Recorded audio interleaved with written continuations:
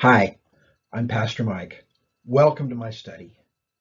This is where I study Scripture because I believe knowing Scripture makes a difference.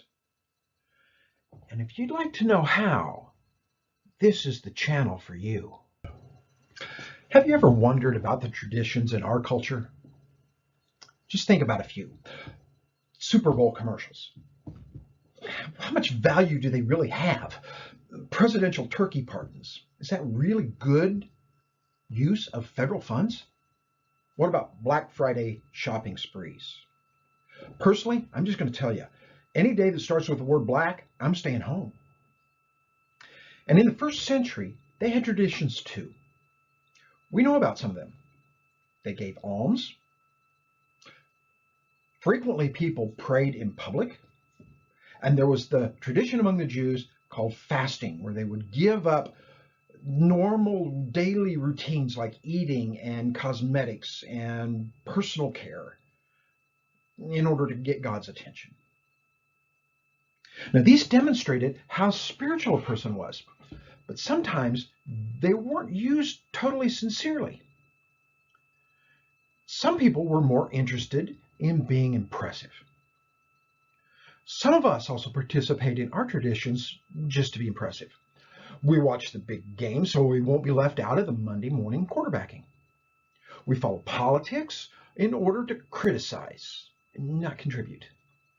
And sometimes we plan our Christmas gifts to impress instead of actually to benefit.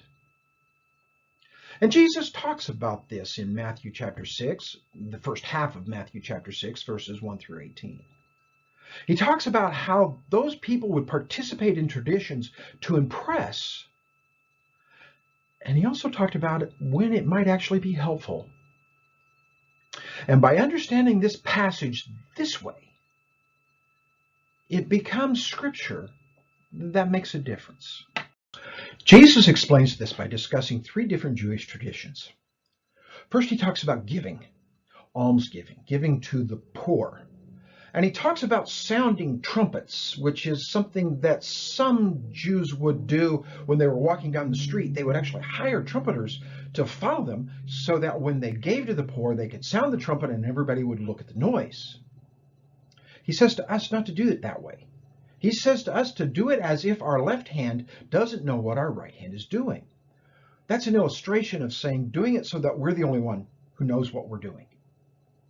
He also talks about prayer. And he talks about how they would do it to be seen. They would stand on the street corners or in the synagogue in order to be seen by others, as if they were making a public speech. And then he talks about how some, especially the Gentiles, would make long-winded prayers, as if the more you said, the more likely you were to be heard. But he says to us to do our prayers in secret, as if we were going into a closet where no one could see us. We're to make our prayers simply. And that's the gist of the Lord's Prayer. That's what we call it in this passage where he tells us how to pray. He doesn't say use these exact words, but he's using illustrations of short snippets of requests. And that's how we're supposed to pray, as if God is listening and we expect that he'll grant those requests. And then he finishes talking about praying sympathetically when he talks about forgiving others. Because if we're not willing to forgive, why would God forgive us? He uses a third tradition, which was fasting. Fasting was something that the Jews would do ostensibly to get the attention of God. God, look at my suffering. See how I'm suffering, how I need your attention so that I can have my suffering relieved. And he says not to do it by making your face look gloomy. The English Standard Version uses the word disfigured, but the Hebrew and Greek concept here was to make your face unattractive. He says not to do that, but to make yourself look normal. Go ahead and oil your head and oil your skin, as the Hebrews were inclined to do to protect themselves from the sun. Ultimately, the summary of these three examples that Jesus gives is given before the examples. He gives it in verse 1. He says, beware of practicing your righteousness before other people in order to be seen by them. for then you will have no reward from your Father who is in heaven.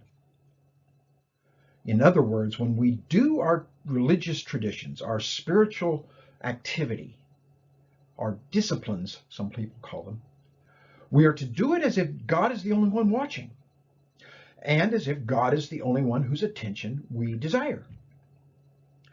What Jesus is ultimately saying is doing things to impress is okay, as long as we're doing them to impress God.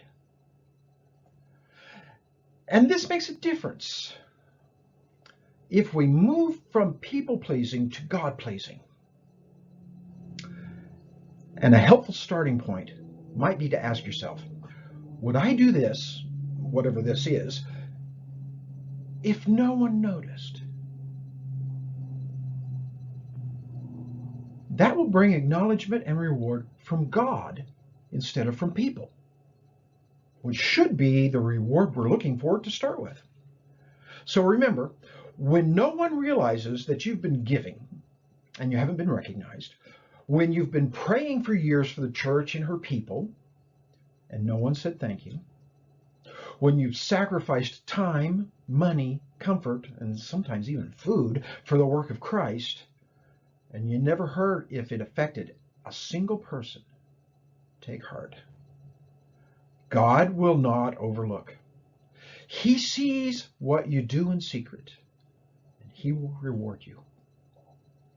And that change in attitude is what makes this scripture that makes a difference.